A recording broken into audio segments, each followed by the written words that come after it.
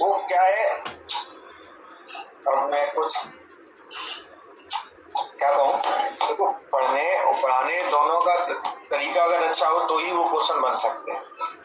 समझ में आया कि हमने पढ़ा भी बहुत अच्छा है और हमें पढ़ाया भी अच्छा गया है। अब मुझे ये नहीं पता पढ़ाया कैसा गया है, लेकिन हो सकता है पढ़ने में कहीं कमी हो रही है। ठीक है, तो दोनों ही बातें हैं जिसकी वजह से क्वेश्चन नहीं बने। ठीक है,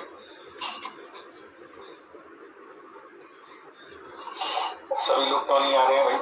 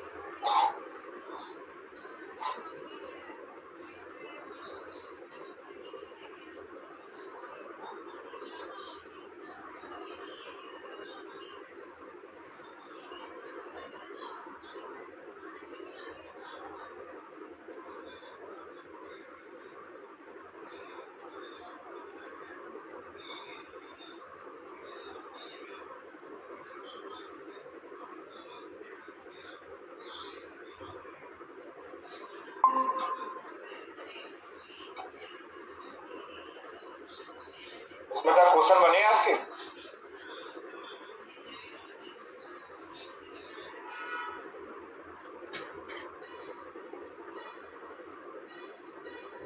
उसमें था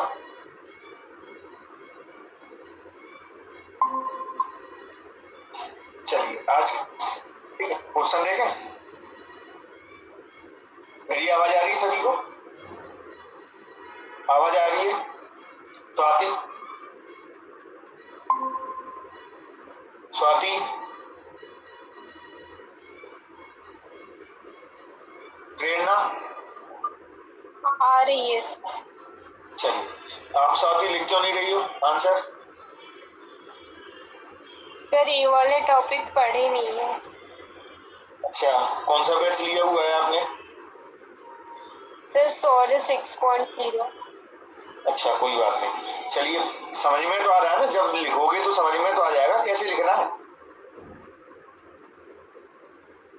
ये तो समझ में आ रहा है ना?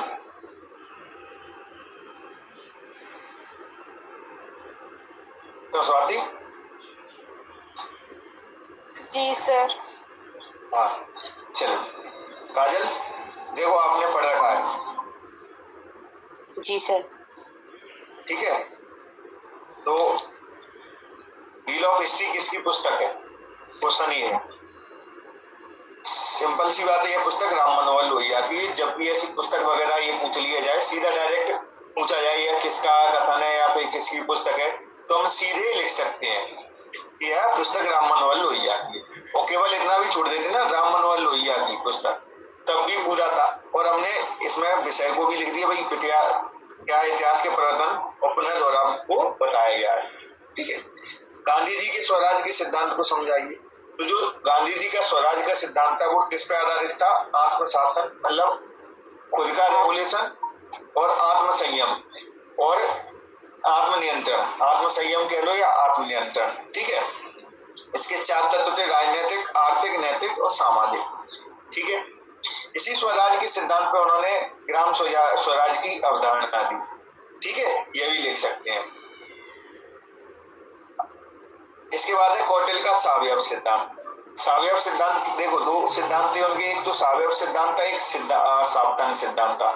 साप्तांग सिद्धांत क्या था? राज्य को 7 अंगों में बांट दिया। 7 भागों में विभाजित कर दिया। सावयव अंग में, सावयव सिद्धांत में क्या किया, वही 7 अंगों की तुलना किससे कर दी, शरीर से कर दी। तो हमने क्या कर दिया, इस सिद्धांत में राज्य की तुलना 7 शरीर के अंगों से, शरीर के अंगों से। ठीक समझ में आया? अब 7 अंग क्या थे भाई, राजा जो है सिर होगा, मंत्री आंखें होंगी, सेना मस्तिष्क होगा, ठीक है, मित्र जो होंगे कान होंगे, दुर्गो जो होगा वो भुजा होगा, जनपद जो होगी जंगा होगी, और कोष जो होगा मुख होगा। एस के मंसूरी आपने आंसर नहीं लिखे, क्या बात है भाई?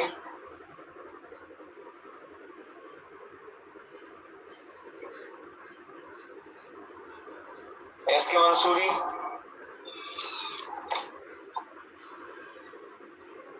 चलिए अब कौटिल्य में आदर्श एवं यथार्थवादी दोनों गुण थे। तो कौटिल्य की वो बातें जो हमें दिखती हैं कि यथार्थवादी हैं, और कौटिल्य की वो बातें जो हमें दिखती हैं आदर्शवादी हैं। तो आदर्शवादी में तो पहली वही थी कि कौटिल्य जो है कल्याणकारी राज्य की बात करता था कि नहीं करता था। तो ये आदर्शवाद है, यथार्थवाद है? आदर्शवाद है भाई। साथ में कहता था राजा के क्या कर्तव्य होने चाहिए, राजा को दयालु होना चाहिए, ठीक है। तो ये सब चीजें राजा के संबंध में जो भी कहीं बातें कैसी थी, इनकी आदर्शवादी बात सारी। इसके बाद यथार्थवादी कहें तो भाई साम दाम दंड भेद ये क्या थे, सारगढ़ सिद्धांत थे, चतुष्ट नीति थी, ठीक है, मंडल सिद्धांत था, ये सब क्या थी, यथार्थवाद। यथार्थवाद का मतलब कि हमें आदर्श नहीं रखना है उसमें, भाई कोई दुश्मन है तो उसको छोड़ेंगे नहीं। महाभारत देखा किसी ने? जी सर, देखा है। हाँ, तो युधिष्ठिर थे, वो आदर्शवादी थे या फिर यथार्थवादी थे? यथार्थवादी। अरे नहीं, आदर्शवादी थे, आदर्शवादी थे। तो कौटिल्य में दोनों गुण थे। नहीं, अगर कोई बदतमीजी कर रहा है, कौटिल्य कहता था पकड़ के कूट दो। आदर्श क्या कहता है कि नहीं, उसको माफी कर दो। गांधी क्या कहते थे कि अगर कोई बदतमीजी कर रहा है तो कोई बात नहीं है, इसको छोड़ दो, माफ कर दो। लेकिन वहीं अन्य लोग भी थे जो कैसे थे, यथार्थवादी थे। वो कहते थे पकड़ के कूट दो इनको, पहले अगली बार कहेंगे ही नहीं। समझ रहे हो? यथार्थवादी क्या है, प्रेजेंट में चीजें सॉल्व करने की कोशिश करता है। समझ में आया? और आदर्शवादी क्या कहते, हाँ सर, यथार्थवादी गुण का मतलब होता है, मतलब जो वास्तविक रूप से है वो। यथार्थवादी का मतलब है कि वर्तमान में ही समस्या का निपटारा कर लिया जाए। और आदर्श गुण?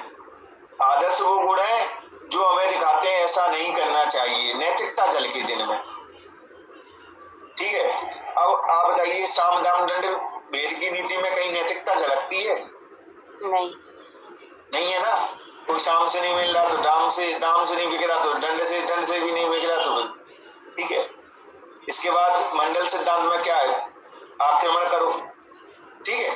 तो ये सब चीजें सही। यथार्थवादी गुण में व्यवहारिक राजनीति लिख सकते हैं क्या? हाँ, व्यवहारिक राजनीति बिल्कुल लिख सकते हो, व्यवहारिक राजनीति। जी सर। व्यवहारिक राजनीति मतलब ऐसा नहीं है कि हम आदर्श पे चलाएं कि वो हमारा कोई, अगर हमें लग रहा है कि शत्रु है तो उसको पकड़ के पहले कूट लो। कौटिल्य ने साफ कहा है, जो शत्रु है उसको मारपीट कर लेनी चाहिए, और हमेशा राज्य को विस्तार करना चाहिए ताकि शत्रु जो है बन ही नहीं पाए, जो बने वो भयभीत हो जाए, ठीक है। और राज्य का विस्तार नहीं करोगे तो जनता का पेट कैसे भरेगा, ठीक है भाई। अब है जवाहरलाल नेहरू ने अंतर्राष्ट्रीयवाद को बढ़ावा देने के लिए क्या क्या कार्य किए, बहुत कार्य किए। जैसे पंचशील समझौता था, ठीक है, साम्राज्यवाद का जो विरोध किया है, उपनिवेशवाद का विरोध किया है, यूएनओ का समर्थन किया था उन्होंने, गुटनिरपेक्ष का आंदोलन चलवाया, एशियाई और अफ्रीकी देशों की स्वतंत्रता का आंदोलन चलाया। ये क्लियर है यहाँ तक? जी सर। ठीक है। एस के मंसूरी, आप आंसर क्यों नहीं लिख रहे हैं?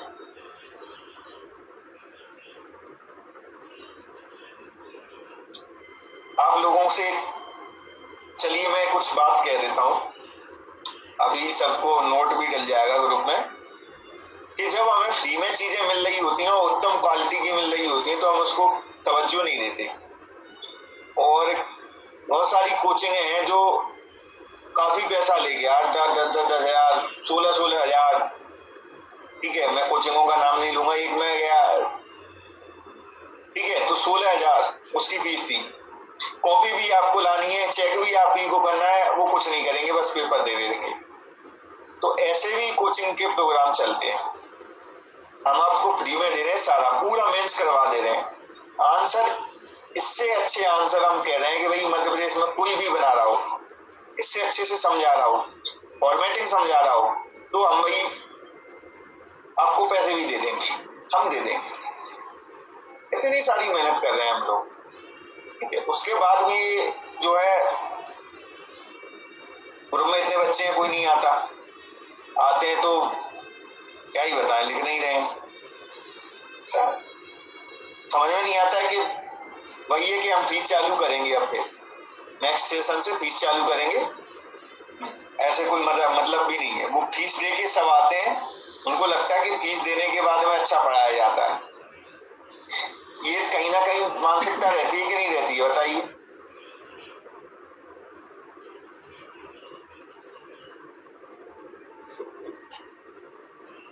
अरे हाँ, नहीं कोई तो कीजिए, रहती है कि नहीं, ठीक है। तो बस अगले सेशन से फिर पीसी रखेंगे। क्यों हम मेहनत कर रहे हैं फालतू की, भाई कम से कम पैसे ही मिलते रहे, क्योंकि वही उसी इतनी भी अगर इसकी 10% या 20% क्वालिटी भी मिल जाए कहीं, इससे 10 गुना आप पेमेंट भी करोगे और क्वालिटी भी 10 गुना कम ही पाओगे, इसकी भी गारंटी रहेगी। चलिए अब क्या कर सकते हैं।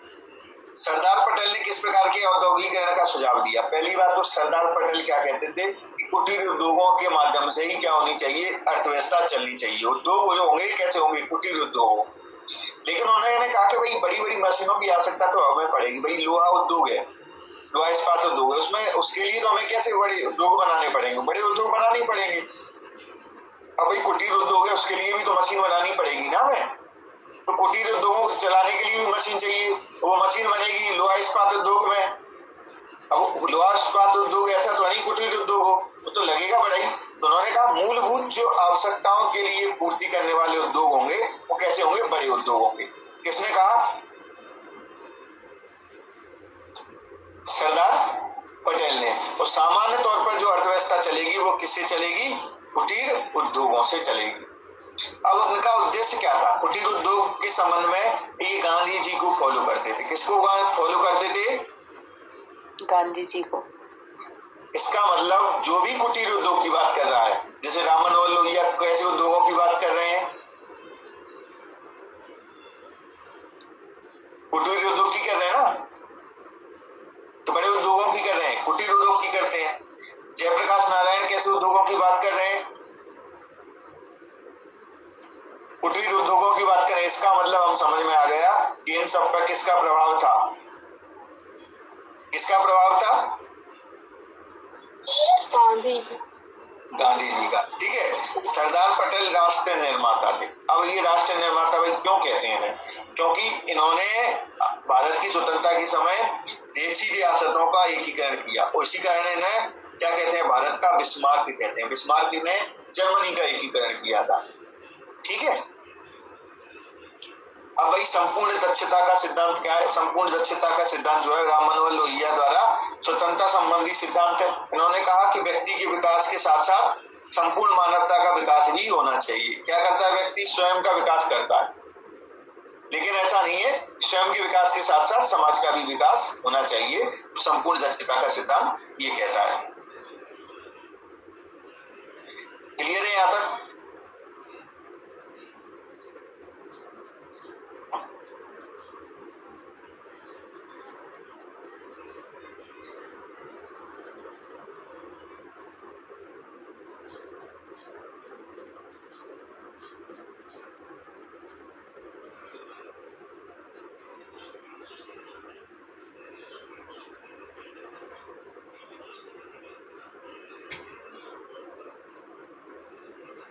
चलिए अब है बहिष्कृत हितकारिणी सभा। तो भीमराव अंबेडकर द्वारा दलितों के कल्याण के लिए स्थापित की गई संस्था थी। स्क्रीन शेयर हो तो रही है?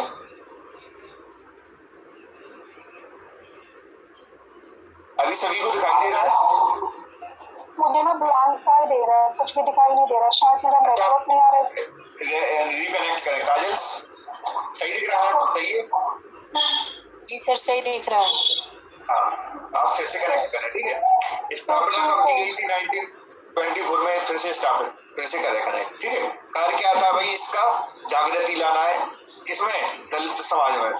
पाठशाला वगैरह खोलना, पढ़ाई की व्यवस्था करनी है, ये सब इसके कार्य थे, ठीक है। अब एकात्म मानववाद। एकात्म मानववाद क्या भाई? गांधी, एक तो पंडित दीनदयाल उपाध्याय द्वारा क्या था ये प्रतिपादित था पहली बार। इसमें सिद्धांत क्या कहा कि ब्रह्मांड की रचना जो है मानव को केंद्र में रखी हुई है, ये चक्र बनता है ऐसे, ध्यान है। इसके केंद्र में कौन होगा? मानव होगा। इसके केंद्र में कौन होगा? मानव। मानव होगा, ठीक है।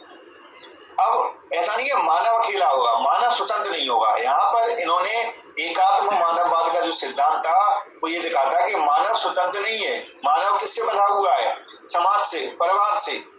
परिवार किससे बंधा हुआ है? समाज से। समाज किससे बंधा हुआ है? देश से। देश किससे बंधा हुआ है? विश्व से। और विश्व किससे बंधा हुआ है? ब्रह्मांड से। समझ में आया? मानव स्वतंत्र नहीं है।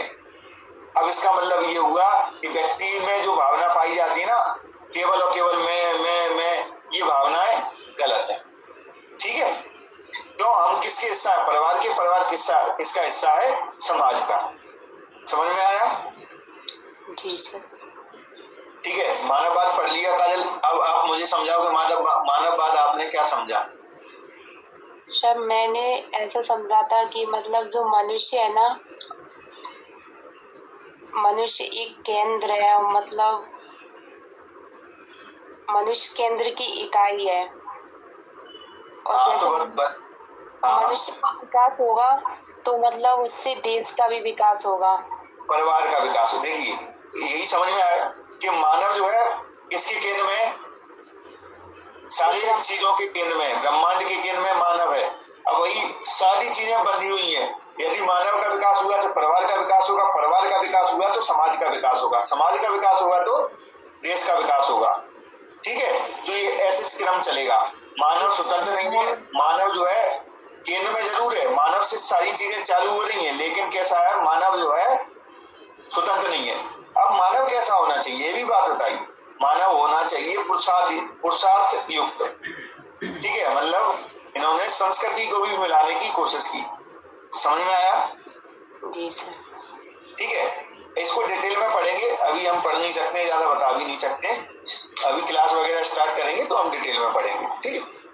कुछ दिनों में क्लास वगैरह स्टार्ट। हाँ, एकात्म मानववाद उनकी पुस्तक भी तो थी, तो मतलब ऐसे कैसे पता चलेगा कि सिद्धांत लिखना है या पुस्तक?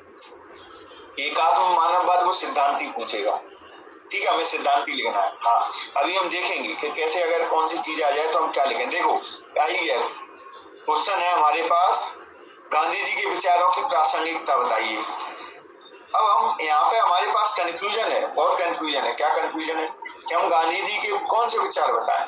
राजनीतिक विचारों की प्रासंगिकता बताएं, सामाजिक विचारों की प्रासंगिकता बताएं, आर्थिक विचारों की प्रासंगिकता बताएं, नैतिक विचार थे उनकी प्रासंगिकता बताएं, किसकी प्रासंगिकता बताएं, और फिर क्या करना है? मूल्यांकन भी करना है, मतलब हमें दोष भी बताने हैं उसके। तुम्हारे पास क्या उपाय है बताओ?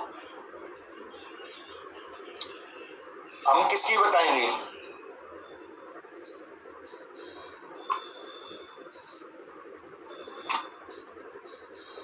अरे भाई राजनीतिक विचारक पढ़ रहे हैं ना, सिलेबस में जाओ फिर से। भाई जहां भी द्वंद्व होगा हम कहाँ जाएंगे?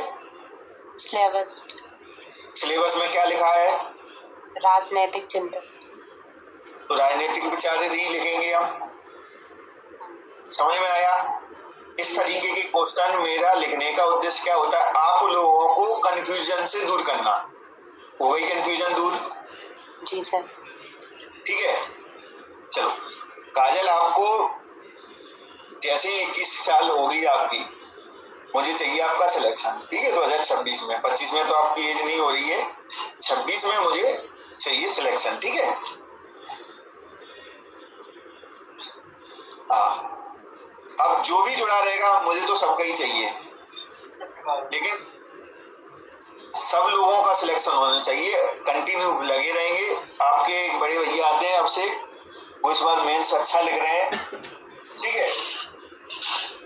चलिए, गांधी जी एक आदर्श राजनीति के समर्थक थे, हमने बता दिया क्या आदर्श राजनीति के, व्यावहारिक राजनीति इनमें कम थी, आदर्श राजनीति थी इनमें, ठीक है। अब प्रासंगिकता का मूल्यांकन पूछा है, तो बेतत्व जो प्रासंगिक है और बेतत्व जो प्रासंगिक नहीं है। मूल्यांकन में हम क्या बताते हैं, पहले तो गुण बता देंगे, फिर दोष बता देंगे। दोष कितने बताएंगे, 2 बताएंगे, यही होता है मूल्यांकन में।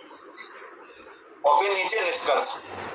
अब भाई सत्ता का विकेंद्रीकरण राजनीतिक विचार है, तो सत्ता का विकेंद्रीकरण तो लागू हो ही चुका है, प्रासंगिक है भाई। शासन का लोकतांत्रिक स्वरूप वर्तमान में प्रचलित है, तो प्रासंगिक है। अहिंसात्मक समाज, भाई भारत में अहिंसात्मक समाज तो चाहिए ही चाहिए, तो ये भी विचार कैसा है, प्रासंगिक है। धर्मनिरपेक्ष समाज, ये तो हम प्रस्तावना में देख ही चुके हैं कि वर्णित है ये। राजनीति का आध्यात्मिकरण, राजनीति का आध्यात्मिकरण अगर कर लेंगे तो हमारे यहाँ जितने भी अपराध हैं, राजनीति में भ्रष्टाचार है, अपराधीकरण, सब घट जाएगा, तो ये भी प्रासंगिक है, ये भी जरूरी है। अब ये विचार हमें जो चाहिए नहीं, जो प्रासंगिक नहीं है, इसका मतलब वो है कि हमें चाहिए नहीं वो विचार, हम इन्हें इस समय पे लागू नहीं कर सकते। समझ में आया प्रासंगिक और अप्रासंगिक में अंतर क्या है? प्रासंगिक का मतलब है जिन्हें हम लागू कर सकते हैं, लागू हैं या फिर लागू करना चाहते हैं। जी सर। और अप्रासंगिक का मतलब है कि हम जिन्हें लागू करना नहीं चाहते हैं, या लागू नहीं है, या लागू करना मतलब इच्छुक ही नहीं है बिल्कुल भी, मारो गोली समय। तो क्या है भाई, राज्य का अस्तित्व, ये कहते थे राज्य का अस्तित्व जो है आदर्श स्थिति में नहीं रहेगा। क्या ये लागू हो सकता है? नहीं हो सकता, कभी भी ऐसी स्थिति नहीं बन पाएगी। मार्क्सवाद भी कहता है कि राज्य नहीं होना चाहिए, गांधी जी भी कहते हैं राज्य नहीं होना चाहिए, इसीलिए इनको अराजकतावादी कहते हैं कि राज्य नहीं होना चाहिए, लेकिन और ऐसा नहीं हो सकता। पुलिस व सेना हमेशा ही रखनी पड़ेगी। भाई कलाम साहब से भी पूछा गया कि आप तो शांति के दूत हो, फिर आपने मिसाइल क्यों परीक्षण करवाई भाई? उन्होंने कहा कि शांति जो है केवल शक्ति के दम पर हो रहती है। अब बताइए ऐसा हो सकता है? पटेल भी यही कहते हैं, शांति रखनी है तो क्या करनी पड़ेगी, बड़ी से बड़ी सेना रखनी पड़ेगी। साइड वाला जो है पड़ोसी आपका कब शांत रहता है? जब आप शक्तिशाली होते हो या आप निर्बल होते हो या फिर बराबर के पावरफुल होते हैं, तब डरता है। तो शांति के लिए एक ही चीज है, वो है भय। इसका मतलब शक्ति हमेशा चाहिए, और पुलिस और सेना शक्ति के परचम है, मतलब शक्ति को ही इंगित करते हैं, ठीक है। तो ये तो हो रही। और बड़ी व्यवस्था पे आधारित समाज, इसका मतलब राजनीति में कौन रहेंगे भाई, प्रशासन कौन चलाएगा? छत्री चलाएगा। बड़ी व्यवस्था में क्या है, प्रशासन कौन चलाते थे? छत्री। इसका मतलब बड़ी व्यवस्था जो है राजनीतिक विचारक में अगर लागू करें ये तो बहुत ही खराब हो जाएगा। तो ये कैसा है, अप्रासंगिक है। अब हमने क्या कह दिया, अधिकांश विचार भारतीय राजनीति में प्रचलित एवं राजनीति के आधार का कार्य करते हैं। समझ में आया? ये क्वेश्चन अब बन जाएगा काजल, आपने पढ़ लिया है कि किस तरीके से लिखना था ये? हाँ सर, आप समझ आ गया। ठीक है। अब हमसे पूछा गया दीनदयाल उपाध्याय के अंत्योदय सिद्धांत गरीबी निवारण सिद्धांत है। असल में हमें अब क्या करना है कि अंत्योदय के वो कौन से भाग हैं या कौन सी चीजें हैं जो गरीबी निवारण में भूमिका निभा सकती हैं, ठीक है। तो हमने अंत्योदय को समझा दिया। अंत्योदय का अर्थ है समाज के सबसे निचली पंक्ति के व्यक्ति का भी क्या करना है, आर्थिक विकास करना है। इसका मतलब अंत्योदय जो है एक आर्थिक विचार है, राजनीतिक विचार नहीं है। समझ में आया? अब भाई गरीबी निवारण में ये कैसे भूमिका निभा सकता है अंत्योदय? अंत्योदय क्या कर रहा है भाई, क्या विचार दे रहा है? आर्थिक शक्ति का विकेंद्रीकरण। आर्थिक शक्ति का क्या होगा, विकेंद्रीकरण। जब भी विकेंद्रीकरण होगा तो शक्ति जो है एक आदमी के पास रहेगी या सबके पास रहेगी? आर्थिक साधन एक व्यक्ति के पास रहेंगे या सबके पास रहेंगे? सबके पास। अब बताइए, जब हम पढ़ते हैं कि 1% लोगों के पास 70% संपत्ति है, तो आर्थिक विकेंद्रीकरण है कि नहीं है? नहीं है ना। आर्थिक विकेंद्रीकरण का अर्थ है कि 70% जो संपत्ति है वो लगभग 70% लोगों में हो, तो आर्थिक अब भाई गरीबी क्यों दूर नहीं हो रही? 1% लोग ही 70 ले गए, 99% 30 में डले हैं। पता चले ऐसे होंगे 90% लोग इतने होंगे उनके पास 2 या 5% होगी, बताइए भुखमरी क्यों नहीं होगी।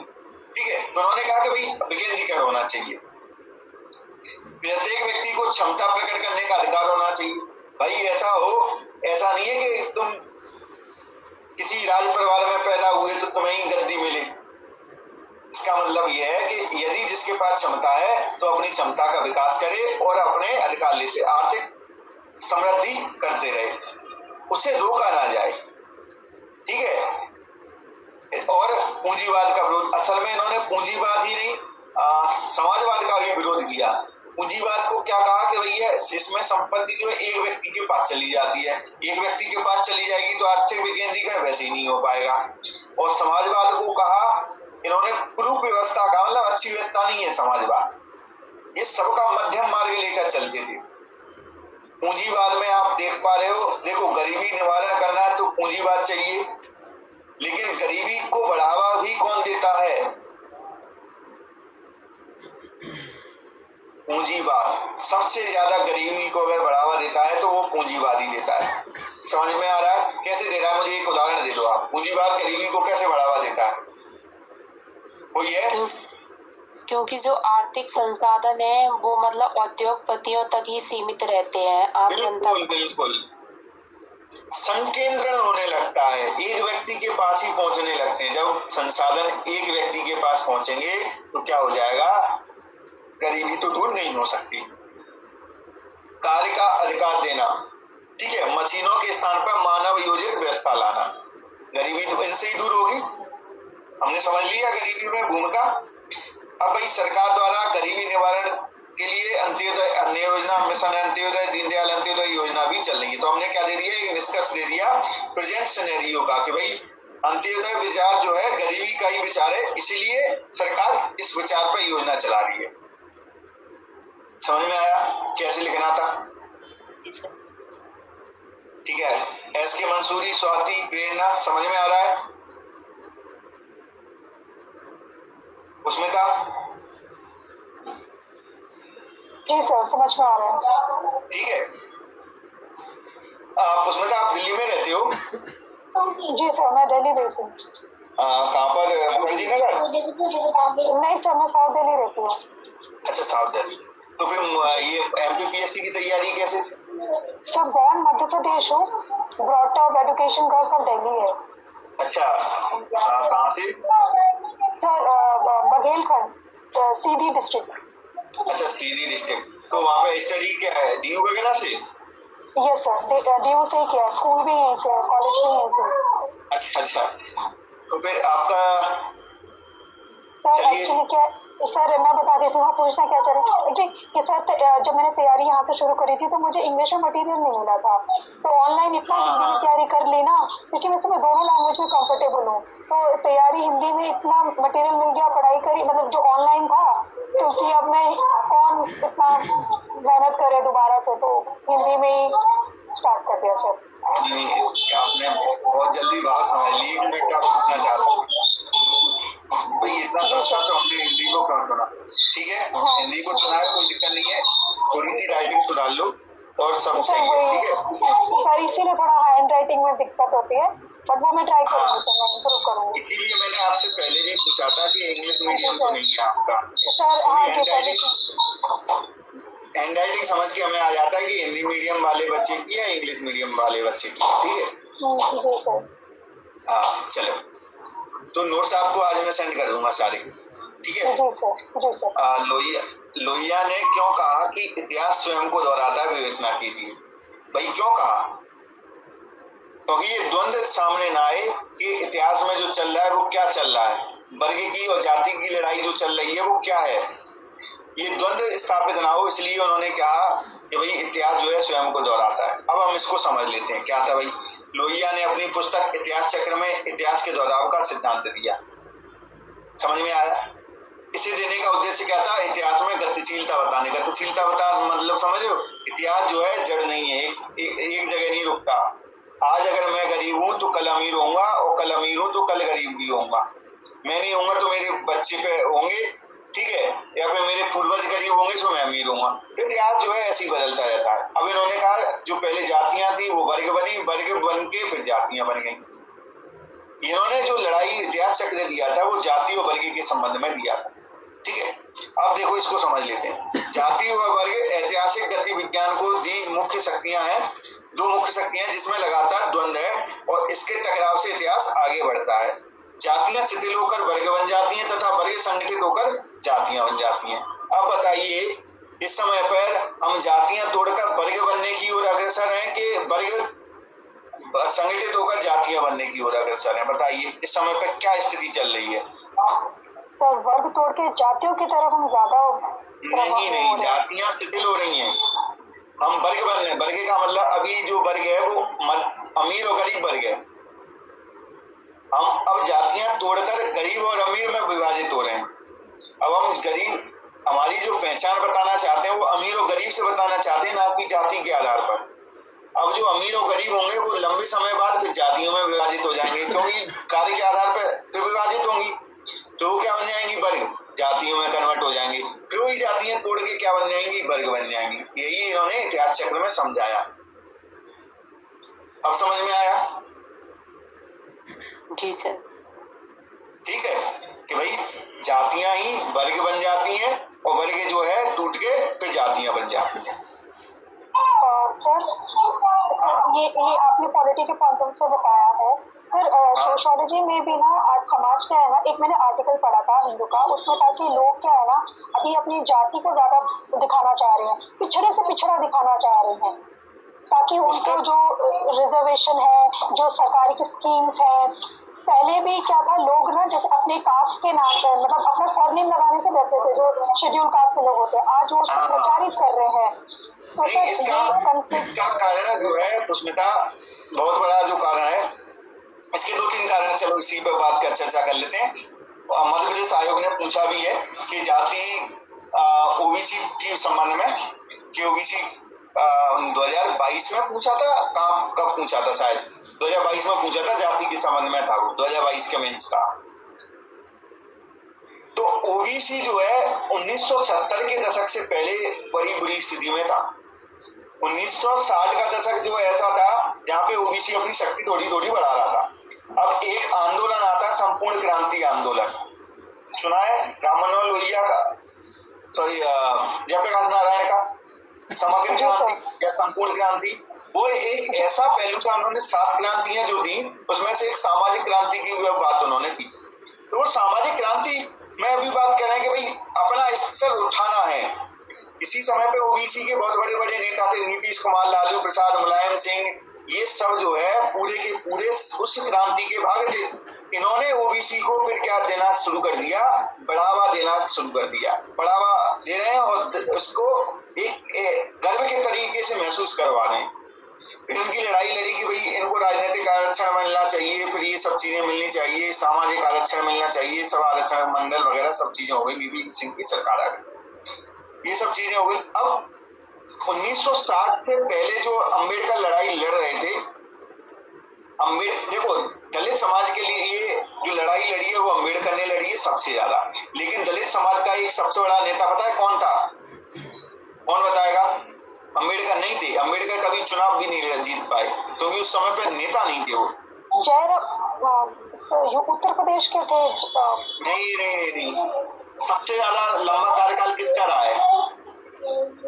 बाबू जगजीवन राम। जगजीवन से वो जी सर, वो बाबू जगजीवन जी के गुरु जी थे। नहीं, वो पॉलिटिकल मायावती के काशीराम थे। बाबू जगजीवन राम हमारी जो लोकसभा अध्यक्ष मीरा कुमार के पिता थे। ठीक है, 19 सबसे लंबे समय तक कैबिनेट मंत्री रहे हैं, तो उन्हीं के नाम पर है। तो ये सबसे बड़े थे। हाँ, मैंने बताया था ये। तो ये जो है सबसे बड़े नेता थे, उस समय पर भी थे। लेकिन इन्होंने ना कोई राजनीतिक बड़े नेता जरूर रहे, लेकिन इसके बाद सामाजिक उनकी भूमिका कम रही। सामाजिक उन्होंने कार्य वगैरह कुछ नहीं किए थे। कांग्रेस के बड़े लीड नेता बने रहे। अब दौर आता है 1990 के बाद का। काशी राम ने जो है फिर से एक संगठित किया अपने आप को, किसकी विचारधारा पे आधारित, भाई अब हम अम्बेडकर की बात को फिर से मानेंगे। और पेरियार जो हम पढ़ते हैं ना तमिलनाडु में, पेरियार ने क्या कहा कि भैया सब चीजें खत्म हो जाए। पेरियार के अगर कोई विचार पढ़ लेगा तो जो हिंदूवादी और जातिवादी है ना मर जाएंगे, पढ़ नहीं पाएंगे। कुछ नहीं है ये, 10% भी 1% भी नहीं बोलते। स्टालिन वगैरह जो बोल देते हैं ना जाति धर्म पे, ये सोशल मीडिया में, पेरियार को अगर पढ़ लेंगे और सुन लेंगे तो मर जाएंगे, सुन नहीं पाएंगे, कान में से खून निकलने लगे। इतना खतरनाक बोलते थे, इतना बुरा बोलते थे। इन्होंने फिर से नहीं, अब फिर से स्थापित करेंगे। तो काशी राम ने फिर से जातीय गर्व जो है देना शुरू किया, और कोटेशंस आते थे उनके, भाई बनिया ब्राह्मण जो है जूते मारो चार, इस तरीके से। इन्होंने फिर जातीय गर्व का दौर आता है। इस समय पे जातीय गर्व के लिए सबसे ज्यादा जो कार्य कर रहा है वो है चंद्रशेखर रावण। वो गर्व से कहता है जातीय गर्व, मतलब मैं चमार। अब आरक्षण आया, आरक्षण में जो है आरक्षण मिलेगा ही कैसे, वो केवल जाति के आधार पर मिलेगा, तो लोगों को जाति बतानी पड़ेगी। अब जातीय टकराव बढ़ रहा है, ना कि घट रहा। अब सारे लोग अब अपनी अपनी जाति, देखो ओबीसी को मजबूती मिली गई, जातीय गर्व एससी में आ ही गया, स्वतः जनरल तो पहले से जाति गर्व लेकर चल ही रहा है। अब जब व्यक्ति टकराएगा तो अपने गर्व को तो सामने रखेगा ही, जब लड़ाई लड़ेगा तो अपने गर्व के साथ तो लड़ेगा ही। अभी इसलिए तो अभी तो देखो जाति गर्व अभी तो बहुत ऊंचे स्तर पे पहुंचेगा। जो निचली जातियां कही जाती थी ना, जो जिनको छूते भी नहीं थे, वो भी दम से कहेंगे कि हम ये हैं, तो हमें हाथ तो लगा के देखो। अब ये गर्व का दौर शुरू हुआ है, लेकिन इसकी क्रोनोलॉजी है। समझ में आया पुष्मिता? जी सर, समझ में आ गया। ठीक है। हाँ, अब ये जो है जाति गर्व, ये लेकिन मैं बता तो रहा हूँ, चंद्रशेखर रावण जो है बहुत ज्यादा खतरनाक व्यक्ति होने वाला है। अभी इसकी शुरुआत है, इसको इतिहास में बहुत अच्छा नाम मिलने वाला है। दलित अगर सशक्तिकरण में इसको नाम मिलेगा, बहुत अच्छे नाम, बहुत अच्छे दर्जे पर जाएगा ये। अब है पंडित जवाहरलाल नेहरू की लोकतांत्रिक समाजवाद को उदाहरण सहित समझाइए। अब हमने क्या बताना है, लोकतांत्रिक समाजवाद के उदाहरण सहित समझाने हैं। तो हमें लोकतांत्रिक समाजवाद के जो तत्व है वो ले लेने हैं, उदाहरण सहित समझाने के लिए उन्होंने जो जो कार्य किए उस आधार पर वो ले लेने हैं। तो लोकतांत्रिक समाजवाद बता दिया हमने, पंडित नेहरू समाजवाद पर आधारित लोकतंत्र को अपनाया, जिसका उद्देश्य राजनीतिक लोकतंत्र के साथ साथ आर्थिक लोकतंत्र भी स्थापित करना था। ठीक है। अब भाई इसका क्या है तत्व, एक तो आर्थिक न्याय है। आर्थिक न्याय के लिए उन्होंने गरीबी निवारण योजना चलाई। ये हो गए हमारे उदाहरण। सो उदाहरण पूछा है ना, तो हमारे उदाहरण हो गए, कार्य उदाहरण। नीति निर्देशक तत्व में अनेक ऐसे प्रावधान जोड़े जो क्या देते हो, आर्थिक न्याय देते हो। अनुच्छेद 39 पूरा इसी पर है, संपत्ति के संकेंद्रण रोकेंगे, समान आय के लिए समान वेतन होगा। अनुच्छेद 47 SC ST के लिए क्या है, अलग से व्यवस्था की जाएगी। राजनीतिक न्याय के लिए व्यक्ति की आजादी दी, अधिकार प्रदान किए बहुत सारे। असमानता के लिए क्या, गरीबी, बेरोजगारी, जातिकरण आदि को कम करने का प्रयत्न किया। तो ये तभी तो लोकतांत्रिक समाजवाद स्थापित हुआ। ये समझ में आया कि भाई हमने लोकतांत्रिक समाजवाद के तत्व लिख दिए, उदाहरण के तौर पर हमने उनके कार्य लिख दिए। ये प्रश्न समझ में आया? किसी को कोई डाउट? इसके जो 10 मार्कर है हम कल करेंगे, क्योंकि अभी पवन सर की भी क्लास है। ठीक है, वो नहीं हो पाएगी। चलिए, यहाँ तक समझ में आया? सर एक रिक्वेस्ट थी। हाँ सर, आपने पहले बोला था कि एक क्वेश्चन ना खत्म हो जाएगा, तो उसका ना मतलब पूरा मिला के ना कंबाइन करके पीडीएफ सेंड कर देंगे। सर सोशियोलॉजी की तो मिल गए हैं सर, हिस्ट्री तो खत्म हो जाएगा, आप कर देंगे तो वो ना ओवरव्यू के लिए बहुत सही रहता है। हाँ, नहीं सही है, आपने सही बात कही। आज ही मैं सारे काम, देखो 2-4 दिन से मेरी तबीयत खराब थी, और 2-3 दिन तो जो तबीयत खराब हुई वो मेरे जो काम से होते हैं उसका वर्डन आ गया। आज मैं थोड़ा सा मुक्त हूँ, तो अब मैं यही काम जो आपके बचे, तभी तो मैंने कहा कि भाई सारे लोग अपनी अपनी कॉपी डाल लें, मैं चेक कर दूंगा सारी। अब मैं सारे जो छूटे हुए काम है वही करूंगा। ठीक है, मैं आपको ये पर्ची कर। हाँ सर एक और सर, आपका इनिशिएटिव बहुत अच्छा है सर, मुझे तो बहुत हेल्प मिल रही है। मेरे जैसे बहुत सारे स्टूडेंट जो कि आउट ऑफ स्टेशन, मतलब जो मध्य प्रदेश में नहीं रहते हैं या फिर जो रहते भी हैं सर, थैंक यू सर, इसको कंटिन्यू करिएगा सर। नहीं, अब कंटिन्यू तो रखेंगे, लेकिन समस्या है कि बच्चे नहीं आ रहे। जो मोटिवेशन होती है ना, जैसे हम लोग मोटिवेट कैसे होंगे, ज्यादा से ज्यादा बच्चे आएंगे, मोटिवेट रहेंगे। अब 2-4 बच्चे आएंगे ना, हम कहेंगे अरे यार क्या क्लास लें, मतलब ये एक सामान्य धारणा है, ह्यूमन टेंडेंसीज को हम नहीं बदल सकते। हम कितने भी मोटिवेट रहें, लेकिन बच्चे होंगे ज्यादा तो ही हम मोटिवेट हो पाएंगे। हम आपकी क्लास जो है पोस्टपोन कर देंगे, कभी आंसर नहीं डले, एक दबाव क्रिएट होता है, एक मजा आता है समझाने में। जब 2-4 होते हैं, समझ में आता है कि अपने स्टूडेंट हैं, उनको समझाओ, नहीं समझाओ, समझ लेंगे, नहीं तो अपने बंधे हुए हैं। इससे ना डिमोटिवेशन होता है, हम आगे जो कार्य करने की जो क्षमता होती है वो कहीं ना कहीं प्रभावित होती है। सर कौटिल्य के पास चंद्रगुप्त मौर्य था sir, 2-3 students are more elephant than collecting thousand of students sir. हम आपको रिजल्ट देंगे सर। नहीं, रिजल्ट तो मैं ले लूंगा मुझे अपने आप पे विश्वास है, मैंने जहाँ भी काम किया है मैंने रिजल्ट दिया है, तो मुझे अपने आप पे तो बहुत विश्वास रहता है इस मामले में, ठीक है। तो मैं उस बात की चिंता नहीं करता, लेकिन ये है कि बच्चे पढ़ें। अब जैसे मैं आप लोगों से कहता हूँ कि आप पहले दिन आए थे तब कैसा लिखते थे, आज कैसा लिखते हो, मुझे कुछ बताने की आवश्यकता नहीं है, स्वयं की कॉपी देख लो।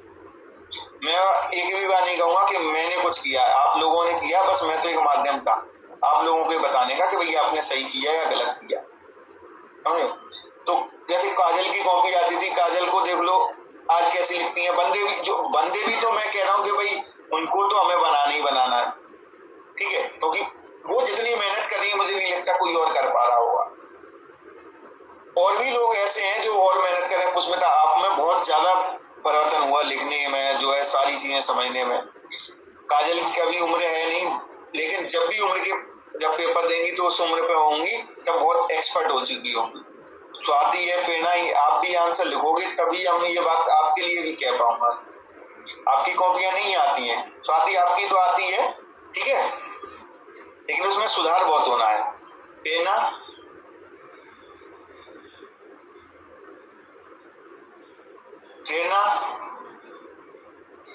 चलिए अब ये है कि हम इसका प्रमोशन कर रहे हैं, देखते हैं कितने बच्चे इससे जुड़ पाते हैं, ज्यादा से ज्यादा जोड़ेंगे। और समझ में नहीं आ रहा बच्चे क्यों नहीं आ रहे हैं, क्या मेंस आ जाएगा और मेंस से पहले मेंस तैयार करते नहीं है, फिर कहते हैं कि हमारा सिलेक्शन नहीं हो रहा है। चलिए फिर मिलते हैं कल, गुड नाइट, ठीक है। Thank you sir, good night. चलिए।